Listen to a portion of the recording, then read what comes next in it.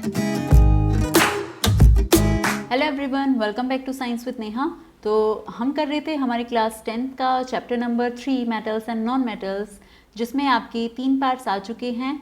अभी तक अगर आपने उन 3 पार्ट्स को नहीं देखा है तो लिंक आपको नीचे डिस्क्रिप्शन बॉक्स में मिल जाएगा, तो पहले आप वहाँ से वो वीडियोस देख सकते हैं। तो आज हम कंटिन्यू करते हैं इस चैप्टर को, और आज का जो हमारा टॉपिक रहेगा वो रहेगा अकरेंस ऑफ मेटल्स, कि मेटल्स आपको कैसे मिलते हैं, कैसे हम जैसे भी स्थिति में मिलते हैं। ऐसा तो है नहीं कि मेटल जस्ट ऐसे ही रखा था, हमने उठा लिया वो मेटल था। तो बहुत से प्रोसेसेस होते हैं उसको एक्सट्रैक्ट करने के, तो वो सब हम डिस्कस करेंगे आज की क्लास में। तो चलिए स्टार्ट करते हैं अकरेंस ऑफ मेटल्स। तो अकरेंस ऑफ मेटल्स की अगर बात करें तो भाई आपके मेनली जो एलिमेंट्स और कंपाउंड्स होते हैं वो आपको कहाँ मिलते हैं? आपकी अर्थ से ही, सब कुछ हमें अर्थ से मिल रहा है। तो अर्थ क्रस्ट जो आपका है वहीं से हमें आपके मेटल्स मिलते हैं, मिनरल्स या ओर्स की फॉर्म्स में वो आपके प्रेजेंट होते हैं, जिनसे हम उस मेटल को वहाँ से एब्स्ट्रैक्ट करते हैं, निकालते हैं, ठीक है, ऑब्टेन करते हैं वहाँ से हम उसको। आपका जो सी वाटर होता है, समुद्र का जो पानी होता है, उसमें भी बहुत से आपके सोल्युबल सॉल्ट्स प्रेजेंट होते हैं, जैसे आपका सोडियम क्लोराइड हो गया, मैग्नीशियम क्लोराइड हो गया। तो ये सब आपके सी वाटर के अंदर यानी कि समुद्र के पानी के अंदर भी आपको मिलते हैं। अब अगर बात करें एक्सट्रैक्शन ऑफ मेटल्स की, कैसे हम उन ओर से या मिनरल से हम मेटल को निकाल सकते हैं, मेटल हमें मिल सकता है, तो उसके लिए हमारे बहुत सारे स्टेप्स इन्वॉल्व होते हैं, ठीक है। देयर आर वेरियस स्टेप्स जिसकी हेल्प से हम प्योर मेटल को ऑब्टेन करते हैं उसके ओर से, ठीक है। अब और है भाई, मेटल है, अर्थ क्रस्ट में है, तो ऐसा तो है नहीं कि प्योर मेटल वो प्योर फॉर्म में ही हमें मिल जाएगा। उसके साथ बहुत सारी गंदगी, इम्प्योरिटीज़ वगैरह, या हो सकता है वो अपनी ऑक्साइड की फॉर्म में हो, सल्फाइड की फॉर्म में हो, कार्बोनेट की फॉर्म में, बहुत सी फॉर्म्स वो ले सकता है। क्योंकि मेटल है, हमने पढ़ा ऑक्सीजन के साथ बहुत सी चीज़ें रिएक्ट करती हैं, बहुत जल्दी ऑक्साइड्स बनाती हैं, तो हो सकता है वो ऑक्साइड की फॉर्म में हो, ठीक है। तो हमें क्या करना है, प्योर मेटल निकालना है, ठीक है, कहाँ से? ओर से। तो वो हम उसके बहुत से स्टेप हमारे होते हैं इस चीज़ में, तो एक एक करके आज हम उनको डिस्कस करेंगे। तो अगर हम बात करें कि आखिर स्टेप्स किस तरह के होंगे, तो वो डिपेंड करता है आपकी रिएक्टिविटी पे, कि आपका मेटल कितना रिएक्टिव है। जैसे हमने पिछले क्लासेस में भी देखा, एक रिएक्टिविटी सीरीज हमने पढ़ी थी कि बहुत से मेटल तो ऐसे हैं जो बहुत ज़्यादा रिएक्टिव हैं, बट फिर धीरे धीरे रिएक्टिविटी क्या होने लगती है, कम होने लगती है, ठीक है। जैसे पोटेशियम, सोडियम आपके बहुत ज़्यादा रिएक्टिव मेटल्स हैं, हाईली रिएक्टिव मेटल्स हैं। तो धीरे धीरे जो उस बेसिस पे, उनकी रिएक्टिविटी के बेसिस पे हम क्या स्टडी देखेंगे, आपके वेरियस प्रोसेसेस को हम स्टडी करेंगे। तो आपकी 3 कैटेगरी में हमने मेटल्स को डिवाइड किया है इस हिसाब से रिएक्टिविटी के बेसिस पे। सबसे पहले आते हैं आपके सबसे लो रिएक्टिविटी वाले मेटल्स, फिर आपके मीडियम, एंड देन सबसे हाई रिएक्टिविटी वाले मेटल्स। और इन सब के लिए आपकी एक डिफरेंट टेक्निक्स यूज़ की जाती है मेटल को ऑब्टेन करने के लिए इन 3 कैटेगरीज में। तो उनको ही हम 1 बाय 1 आज डिस्कस करेंगे। तो अगर हम देखें भाई, बॉटम में जो मेटल्स होते हैं, जो सबसे नीचे हमारे हैं रिएक्टिविटी सीरीज में, मतलब सबसे लीस्ट रिएक्टिव मेटल्स, यानी कि बहुत कम ही रिएक्ट करने वाले, वो आपके हैं iron, gold, silver and copper. तो गोल्ड, सिल्वर, कॉपर को जनरली हम देखते हैं तो हमें रिएक्टिविटी सीरीज में बिल्कुल नीचे मिलते हैं। तो वो क्या होता है, रिएक्टिव तो है नहीं इतने, तो वो बहुत ज़्यादा रिएक्ट तो कर नहीं रहे हैं, तो कंपाउंड्स वो ज़्यादा बनाएंगे नहीं, तो इसलिए जनरली ऑफन वो क्या मिलते हैं, वो हमें फ्री स्टेट में ही मिलते हैं, ठीक है। लीस्ट रिएक्टिव है, रिएक्ट नहीं कर रहे हैं, तो ज़्यादा किसी के साथ रिएक्ट करके कुछ नहीं बनाएंगे, तो हमें वो किस में मिलते हैं, वो हमें जनरली फ्री स्टेट में ही मिल जाते हैं। सेकेंड, जैसे अभी कॉपर और सिल्वर की बात करें, ये फ्री स्टेट के साथ साथ उनके सल्फाइड या ऑक्साइड्स और में भी मिलते हैं, कि सल्फाइड या ऑक्साइड के साथ रिएक्ट करके सल्फाइड और बना लिया है या ऑक्साइड और उन्होंने बना लिया है। वहीं अगर बात करें जो टॉप पे हैं, अब सबसे नीचे वाले तो फ्री स्टेट में मिल रहे हैं, लेकिन टॉप वाले तो सबसे ज़्यादा रिएक्टिव है, मोस्ट रिएक्टिव। जैसे ही कुछ में, जैसे ऑक्सीजन मिला, ऑक्सीजन के साथ रिएक्ट कर जाएंगे, कार्बन मिला, कार्बोनेट बना लेंगे। तो जैसे टॉप पे कौन से हैं हमारे, potassium, sodium, calcium, magnesium, aluminium, ये सारे हमारे कहाँ थे रिएक्टिविटी सीरीज में, टॉप पे, सबसे ऊपर थे ये। तो ये हमें कभी भी, they are never found in nature as free elements, ये हमें कभी भी फ्री स्टेट में नहीं मिलेंगे। जैसे हमें लीस्ट वाले फ्री में मिल रहे थे, ये हमें फ्री में कभी भी नहीं मिलेंगे। नेक्स्ट अगर बात करें मिडल वालों की, जो आपके बीच में लाई करते हैं, ना बहुत ज़्यादा रिएक्टिव है और ना ही बिल्कुल सबसे कम रिएक्टिव है, मिडल में है। आपके लाइक जिंक है, आयरन है, लेड है, ठीक है। ये कैसे हमें मिल सकते हैं। तो ये हमें जनरली मिलते हैं ऑक्साइड्स, सल्फाइड्स और कार्बोनेट्स की फॉर्म में। ये या तो ऑक्साइड बनाते हैं या कार्बोनेट बना लेंगे या सल्फर के साथ रिएक्ट करके सल्फाइड बना लेते हैं। अब बात आती है कैसे कैसे हम इनको अब एक्सट्रैक्ट करेंगे, कैसे हम मेटल ऑब्टेन कर सकते हैं इनके ओर से, इनकी रिएक्टिविटी के बेसिस पे। तो पहले एक फ्लो चार्ट की हेल्प से हम समझ लेते हैं कि किस तरह से हमारे स्टेप्स होते हैं, फिर एक एक करके हम इनको डिस्कस करेंगे डिटेल में। तो अगर और है हमारे पास 3 बेसिस में हमने कर लिया है categorise, first highly reactive, second medium वाले and third with the low reactivity जो सबसे कम रिएक्टिव हैं।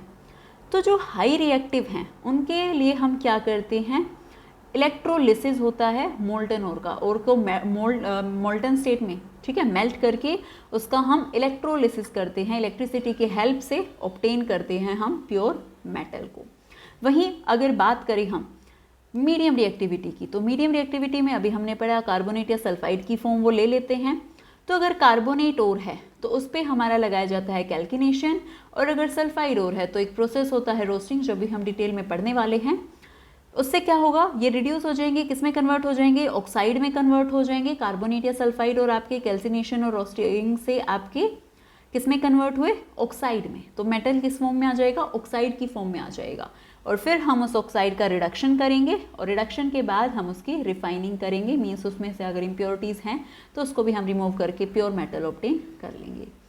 अब अगर थर्ड की बात करें तो थर्ड में आता है लो रिएक्टिविटी वाले। अगर सल्फाइड ओर है तो हम उसकी रोस्टिंग करेंगे और आपको मेटल मिल जाएगा, उसकी हम देन रिफाइनिंग कर देंगे, उसको प्योरीफाई कर देंगे। तो चलिए देखते हैं, एक एक करके समझते हैं कि क्या होते हैं प्रोसेस स्टेप्स। तो हमने एक ओवरव्यू तो ले लिया है कि हाँ भाई इलेक्ट्रोलिसिस करना है या कैल्किनेशन हो रहा है, रोस्टिंग हो रही है। अब एक एक करके इनको समझ लेते हैं इन टर्म्स को कि एक्चुअली ये हैं क्या और कैसे हम इनको कर रहे हैं। तो पहली बात, इनरिचमेंट ऑफ ओर्स। तो ओर्स जो होते हैं भाई हमें भी पता है, अर्थ क्रस्ट हमने पहले ही टॉपिक स्टार्ट करते ही हमने देखा कि हमें कहाँ से मिल रहे हैं, अर्थ से, ठीक है। तो वो जो हमें ओर्स मिल रहे हैं अर्थ से, तो बिल्कुल वो साफ सुथरे तो होंगे नहीं, प्योर तो होंगे नहीं, उनमें क्या है, दे आर कंटामिनेटेड, ठीक है। मतलब उनके साथ कुछ ना कुछ और भी जुड़ा है। जैसे क्या हो सकता है, इम्प्योरिटीज़, लाइक आपकी सोयल उससे चिपकी हुई है या सैंड उसमें मिक्स है, तो ये सब भी उसके साथ ही आएगा क्योंकि अर्थ से हम उन्हें निकाल रहे हैं। तो इन इम्प्योरिटीज़ को कहा जाता है गेंज, ठीक है। और इस the process use for removing this gangue from the ore are based on different physical और केमिकल प्रॉपर्टीज़। अब हर किसी को रिमूव करने के लिए हर किसी की प्रॉपर्टीज़ अलग हैं, ठीक है। उनकी फिजिकल या केमिकल की, भाई फिजिकली कैसे रिएक्ट कर रहे हैं, केमिकली क्या प्रॉपर्टीज़ दिखा रहे हैं, उनके बेसिस पे हम उनको सेपरेट करते हैं उन इम्प्योरिटीज़ को, ठीक है। तो फर्स्ट स्टार्ट करते हैं लो के साथ। जो मेटल्स आपके क्या हैं, लो इन एक्टिविटी सीरीज, जो कम रिएक्टिव आपके मेटल्स हैं। तो ये क्या होते हैं, बहुत ही अनरिएक्टिव हैं, ठीक है। तो आप इनके ऑक्साइड्स को क्या कर सकते हो, आप रिड्यूस कर सकते हो इनके ऑक्साइड्स को जस्ट बाय हीटिंग। आप इनको हीट करेंगे और हीट करते ही इनकी ऑक्साइड से किसमें आपके रिड्यूस हो जाएंगे, आपके मेटल में रिड्यूस हो जाएंगे। जैसे यहाँ एग्जाम्पल है आपका मरकरी का, एक और है HGS, सिनेबर, ठीक है। तो HGS को आप क्या करोगे, अगर HGS को आप हीट कर रहे हो, आप इसको पहले तो क्या HGS है, पहले हम इसको सल्फाइड से ऑक्साइड में कन्वर्ट कर सकते हैं, ऑक्सीजन से रिएक्ट कराएंगे तो ये क्या बना लेगा, मरकरी की ऑक्साइड बन जाएगी आपकी, ठीक है। मरकरी किसके साथ आ जाएगा, ऑक्साइड के साथ, सल्फाइड इसकी रिमूव हो जाएगी। देन अगर आप इसको फिर हीट करते हो, तो अगर ऑक्साइड को आप नॉर्मली बस हीट कर रहे हैं, जस्ट हीट किया है हमने, और आपको प्योर मरकरी मिल जाएगा, आपको मेटल यहाँ पे मरकरी मेटल मिल गया है और ऑक्सीजन आपकी वहाँ से सेपरेट हो गई है। इन द सेम वे हम कॉपर को भी, आपका जो कॉपर सल्फाइड की फॉर्म में मिलता है, इसको हम सेपरेट कर सकते हैं इसके ओर से जस्ट बाय हीटिंग। उसको जस्ट हीट करेंगे और आपको कॉपर मिल जाएगा। सेम इसी तरह से, ठीक है। जैसे अगर कॉपर, आपका कॉपर सल्फाइड है, पहले हम उसको किससे रिएक्ट कराएंगे, ऑक्सीजन के साथ।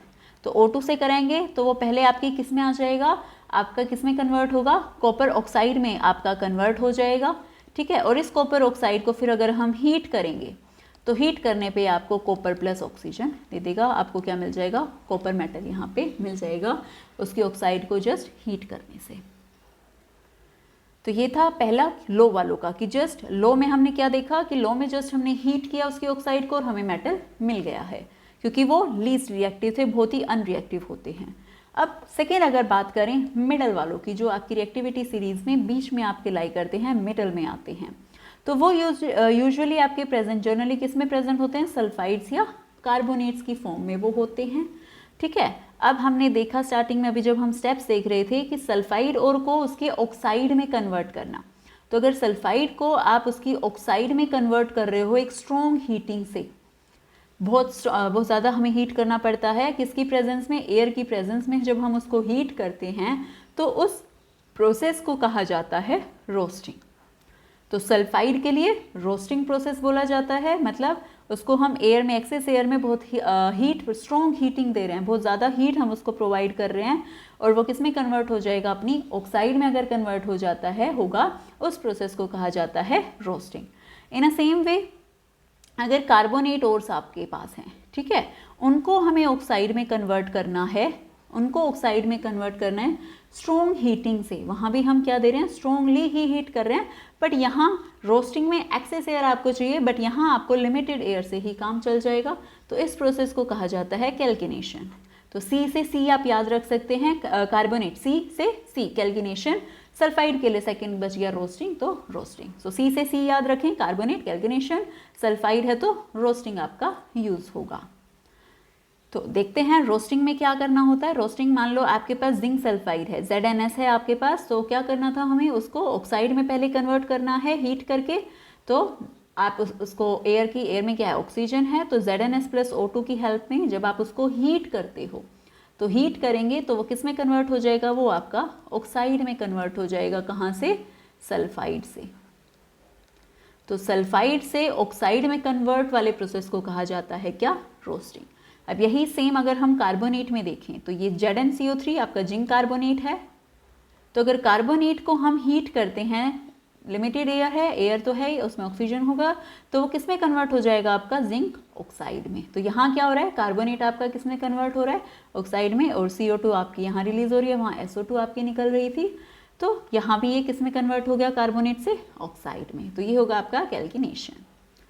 The metal oxides are then, उसके बाद अब ऑक्साइड्स तो हमें मिल गई हैं, ठीक है, ऑक्साइड्स मिल गए, सल्फाइड से भी ऑक्साइड मिल गया, कार्बोनेट्स को भी हमने कन्वर्ट कर लिया किस में, ऑक्साइड्स में। अब उसके बाद क्या करेंगे, हमें तो मेटल चाहिए था, ये तो ऑक्साइड्स मिली हैं, ऑक्सीजन को हमें निकालना पड़ेगा, ठीक है, और रिमूवल ऑफ ऑक्सीजन क्या होता है, ऑक्सीजन को बाहर निकालना, दैट मीन्स रिडक्शन, हमें उसका क्या करना पड़ेगा, रिडक्शन हमें उसका करना पड़ेगा। तो दैट मीन्स रिडक्शन करके हमें ऑक्सीजन निकालना है, तो उसके लिए हम अलग अलग रिड्यूसिंग एजेंट यूज़ कर सकते हैं। तो one of the reducing agent that is used is, एक जो हम कॉमनली यूज़ करते हैं, वो आप कौन सा यूज़ कर सकते हो, वो आप कार्बन यूज़ कर सकते हो। तो ZnO जिंक ऑक्साइड के साथ अगर आप उसमें कार्बन डाल रहे हो तो क्या होगा, कार्बन ऑक्सीजन इस कार्बन के साथ अटैच होकर बाहर निकल जाएगा, जिंक मेटल आपको मिल जाएगा। यही हमारा मोटिव था, हमें मेटल ही चाहिए था। तो आई होप आपको ये मेथड क्लियर हुआ कि अगर मिडल वाले हैं तो मिडल वाले जनरली किस में मिलते हैं, आपके सल्फाइड या फिर कार्बोनेट्स में। तो सबसे पहले सल्फाइड को हम कन्वर्ट करेंगे ऑक्साइड के अंदर, ठीक है, सबसे पहले सल्फाइड को कन्वर्ट, रोस्टिंग लगाएंगे किसके लिए, सल्फाइड से ऑक्साइड के लिए, और फिर कार्बोनेट कैल्किनेशन लगाएंगे कार्बोनेट को ऑक्साइड बनाने के लिए। पहले तो ऑक्साइड्स बना लेंगे और फिर ऑक्साइड को क्या कर देंगे, उसका रिडक्शन कर देंगे, कोई भी सुटेबल हम रिड्यूसिंग एजेंट यूज़ करके, लाइक कार्बन को हम यूज़ कर सकते हैं।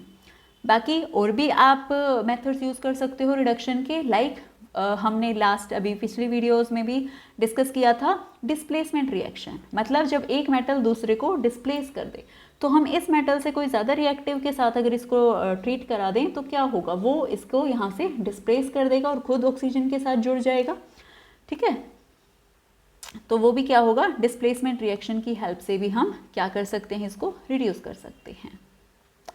अब यही एक आपकी दिस डिस्प्लेसमेंट रिएक्शन पे ही बेस्ड आपकी एक रिएक्शन है जिसका एक नेम है थर्मिट रिएक्शन, ठीक है, एक नाम से ये जानी जाती है थर्मिट रिएक्शन। ये अभी जो हम बात कर रहे थे डिस्प्लेसमेंट की, कि आपने उससे स्ट्रॉन्गर किसी रिएक्टिव मेटल के साथ रिएक्ट करा दिया, ठीक है, तो वो क्या करेगा, उसको डिस्प्लेस उसकी जगह से हटा देगा। तो ये थर्मिट रिएक्शन हमें कहाँ देखने को मिलती है, ये रिएक्शन हमें देखने को मिलती है आयरन ऑक्साइड और एल्यूमिनियम के, जब आयरन ऑक्साइड को हम एल्यूमिनियम के साथ रिएक्ट करा देते हैं तो क्या होगा, एल्यूमिनियम ज़्यादा रिएक्टिव है आयरन से, तो ये एल्यूमिनियम क्या करेगा, ये एल्यूमिनियम इस आयरन को यहाँ से हटा देगा, इसकी जगह से भगा देगा इसको कि भाई आप तो कम ये लेस है कि आप तो मेरे से लेस रिएक्टिव हो, तो आपकी जगह मुझे आना है, तो आप यहाँ से जाइए। तो एल्यूमिनियम इसकी जगह ले लेगा, तो Fe बेचारा बाहर आ गया, निकल गया, मेटल हमें मिल गया और एल्यूमिनियम ने अपनी ऑक्साइड बना लिया Al2O3। अब इस रिएक्शन में मेन क्या है, ये इतनी पॉपुलर क्यों है, जो ये नाम से जानी जाती है थर्मेट रिएक्शन। यहाँ बहुत सारी हीट इवॉल्व होती है, हीट यहाँ पे निकलती है और इतनी हीट होती है ये कि जो मेटल प्रोड्यूस होता है वो उसको मेल्ट कर देती है। ठीक है, तो मेटल जो प्रोड्यूस हुआ, लाइक आयरन यहाँ प्रोड्यूस हुआ है, तो वो इतनी ज़्यादा हीट इसमें निकलती है, इतनी ज़्यादा कि वो उस मेटल को मोल्टन स्टेट में मतलब मेल्ट कर देती है।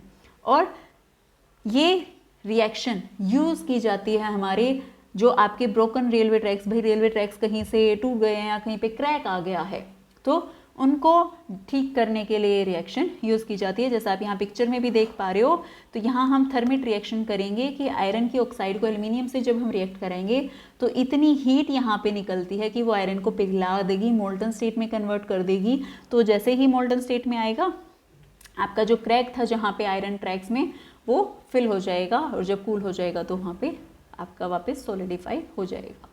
तो this reaction is thermite reaction. तो याद रखें, आयरन एल्यूमिनियम जब आयरन ऑक्साइड में से आयरन को डिस्प्लेस करता है तो उस रिएक्शन को कहा जाता है थर्मेट रिएक्शन।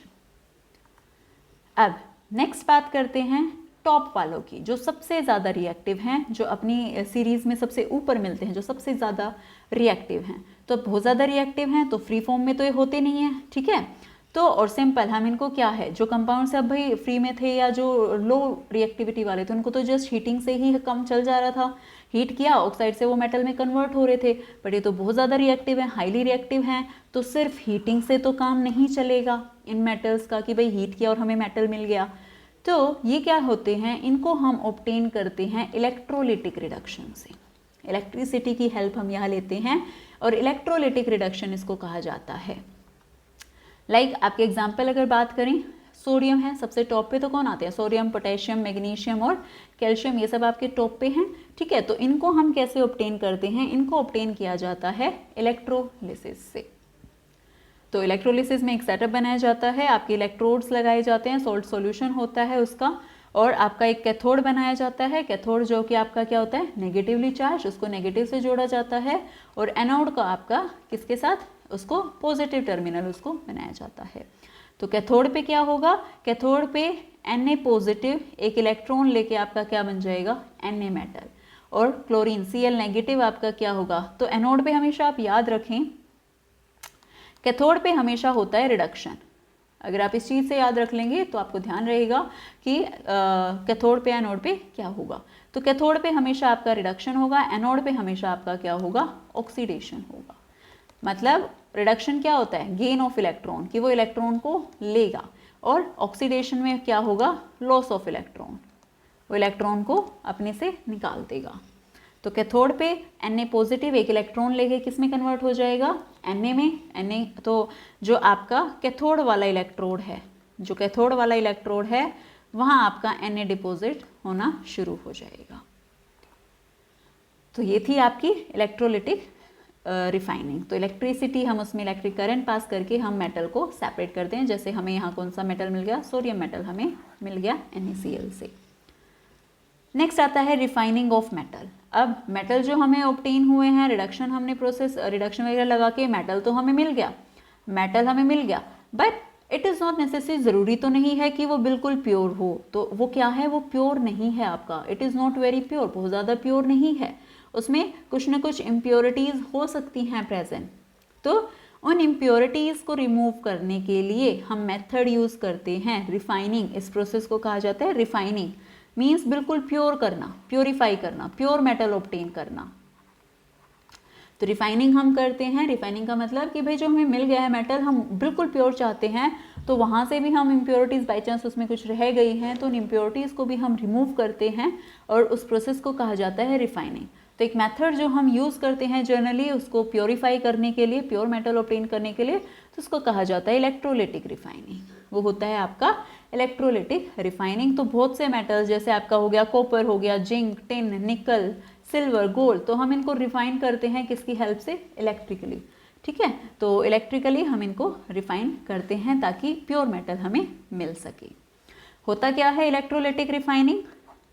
तो इस प्रोसेस में क्या किया जाता है, इम्प्योर मेटल को तो रखा जाता है एनोड पे, ठीक है। हम तो इलेक्ट्रोड्स बनाते हैं, जो इम्प्योर मेटल है उसको हम क्या बनाते हैं, एनोड, और जो प्योर मेटल है उसको हम बनाते हैं हमारा कैथोड, ठीक है। और हम इनको एक सॉल्यूशन के अंदर डिप करते हैं, और वो सॉल्यूशन किस चीज़ का है, मेटल सोल्ट का। जो भी मेटल हमारा है उसके मेटल सोल्ट का ये सॉल्यूशन हमारा होता है। तो उसको हम एज अ इलेक्ट्रोलाइट यूज़ करते हैं। तो जैसे ही हम उसमें करंट पास करेंगे तो जो प्योर मेटल है, जो प्योर मेटल है हमारा कहाँ, एनोड पे, ठीक है। पहले एनोड पे क्या लिया, इम्प्योर, तो उसमें से जैसे ही हम करंट पास करेंगे तो प्योर मेटल क्या होने शुरू हो जाएगा, एनोड से डिसॉल्व होना शुरू हो जाएगा हमारे किसमें, इलेक्ट्रोलाइट के अंदर, ठीक है। N equivalent amount of pure metal from the electrolyte is deposited on the cathode. और आपका क्या होगा, प्योर मेटल आपका डिपॉजिट होना शुरू हो जाएगा किस पे, कैथोड पे। आप यहाँ डायग्राम की हेल्प से समझ सकते हैं। जैसे हमने क्या लिया, सोल्ट हमने लिया है, ठीक है। तो मान लो कॉपर का कोई सोल्ट है, कॉपर मेटल हमें चाहिए, तो क्या होगा आपका, इस एनोड से आपका प्योर मेटल डिसॉल्व होना शुरू हो जाएगा और आपका कैथोड पे जाके वो डिपॉजिट हो जाएगा। तो जो आपकी सोल्यूबल प्योरिटीज़ होती हैं, ठीक है, जो वाटर में सॉल्यूशन के अंदर डिसॉल्व हो सकती हैं, वो सॉल्यूशन में चली जाएंगी, और जो इनसोल्यूबल इम्प्योरिटीज़ होती हैं वो आपकी यहाँ नीचे आपकी इकट्ठी हो जाएंगी, जिनको कहा जाता है एनोड मड। तो ये आपकी क्या आ जाएंगी, एनोड मड। एनोड मड, जैसे मड हम मिट्टी के लिए यूज़ करते हैं, तो ये आपका क्या आएगा, जो इम्प्योरिटीज़ इनसोल्यूबल हैं, जो पानी में डिसॉल्व नहीं हुई, सॉल्यूशन में डिसॉल्व नहीं हुई, जो सोल्यूबल वाली थी, जो मिक्स हो सकती थी, वो तो उसके अंदर सॉल्यूशन के अंदर ही मिक्स हो गई आपकी। बट जो इनसोल्यूबल थी, जो नहीं डिसॉल्व हो पा रही थी, तो वो किसकी फॉर्म में बाहर निकला है, उन इम्प्योरिटीज़ को, वो कहाँ सेटल हो जाती हैं, वो एनोड के नीचे सेटल होती हैं, इसीलिए उनको क्या कहा जाता है, एनोड मड। तो इस तरह से इलेक्ट्रोलाइटिक रिफाइनिंग की हेल्प से हम क्या ऑब्टेन कर सकते हैं, हमारा प्योर मेटल। तो ये थी आज की क्लास आपकी मेटल्स की, कि हम और से मेटल्स को कैसे एक्सट्रैक्ट कर सकते हैं। तो आई होप आपको आज का टॉपिक क्लियर हुआ होगा। अगर आपको कोई डाउट रह गया है इस टॉपिक में, तो आप मुझे कमेंट करके बता सकते हैं, या आप मेरे इंस्टाग्राम पे भी मुझे मैसेज करके अपनी डाउट्स को क्लियर कर सकते हैं।